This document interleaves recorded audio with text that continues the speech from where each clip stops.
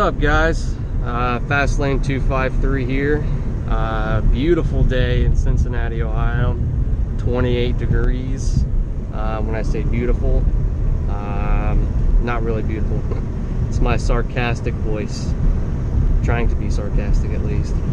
So today I wanted to focus on the reliability that my Fiesta ST has had, and kind of like a 4,000 mile overview, because I'm about to clock 4,000 miles, and kind of want to just explain to you guys, you know, the issues that I've ran into with this car so far, and overall happiness with ownership. So first thing is first, issues that I've had so far really hasn't been much. The only thing I've really been having issues with is the tires, and that doesn't reflect the car at all. And they're beautiful tires too. I believe they're Michelin's, if I'm not mistaken. And it's a beautiful tire. It's all season, and you know, they just, it's not consistent either. It's different ones. So I had my rear passenger was going low there for a couple of weeks, and then it switched to my front driver, and it was going really low, and I'm talking like 15 to 20 pounds every few days. And I don't know if it was just the cold weather, because Ohio is very bipolar with the weather. One day it could be 50 degrees, and then the next day it's like sub-zero temperatures. So that's not even a lie either. Like, if you live in Ohio, then you know the freaking weather is just stupid. So that's the biggest issues that I've had so far. And honestly, I haven't even had to fill up my tires in a while. So the other big issue was, it was probably about, I don't know, 3 weeks ago, 3.5 weeks ago, almost a month ago, I guess. I was going for an interview, and I noticed my door speaker on my driver's side was acting weird, almost like it was blown. It was cutting in and out. So I shrugged it to the side, you know. I just said, maybe it's the cold weather. So the next day it kind of warmed up. You know, I think that day it was like 4 degrees or something, 5 degrees. So that's why I kind of shrugged it off. But the next day it was probably about 20, 25. I noticed it was still doing it.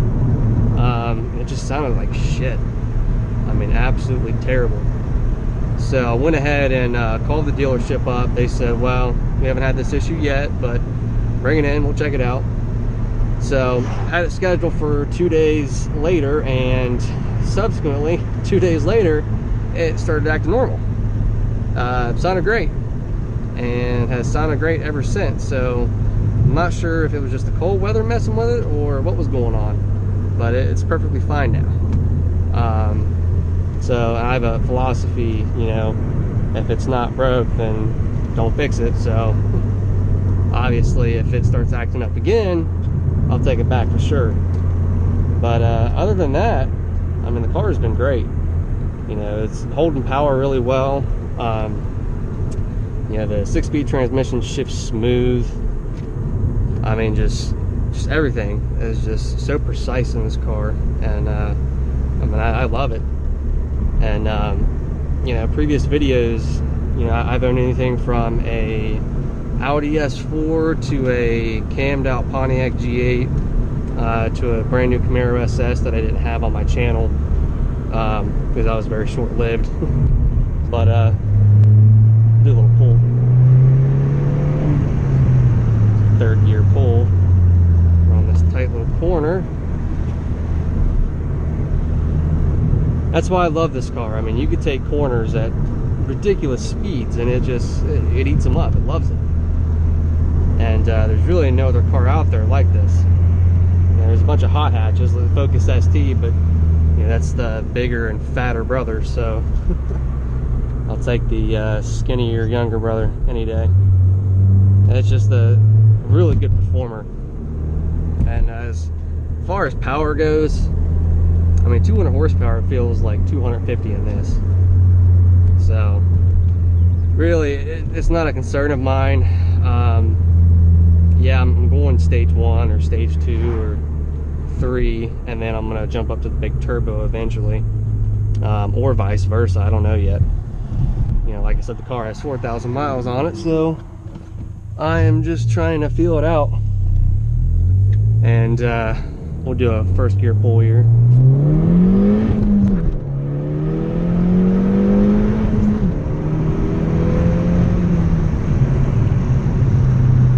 It's not too bad.